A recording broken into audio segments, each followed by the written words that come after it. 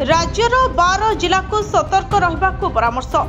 आगामी 3 घंटा पर्यंत 12टी जिला को येलो वार्निंग जारी करी सतर्क रहिबा को परामर्श देछि आंचलिक पाणीपाग केन्द्र।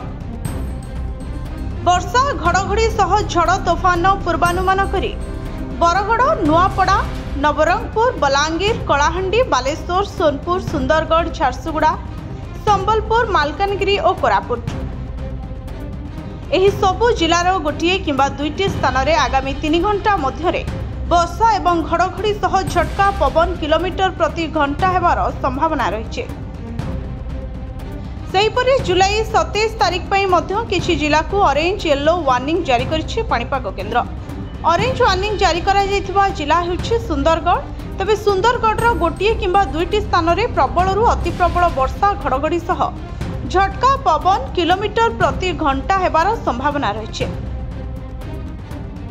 सेहीपरि कोरापुट, नवरंगपुर, बरगड़, संबलपुर, झारसुगुड़ा, बालेश्वर, भद्रक, जाजपुर, केन्द्रापड़ा, कटक, जगतसिंहपुर, पुरी, खोर्धा, नयागढ़, गंजाम, गजपति, देवगढ़, अनुगुल, ढेंकानाल, केन्दुझर, मयूरभंज, सोनपुर, बौद्ध, नुआपड़ा, बलांगीर, कलाहांडी, कंधमाल, रायगड़ा और मालकानगिरी भली जिला को येलो वार्निंग जारी करा जायछि।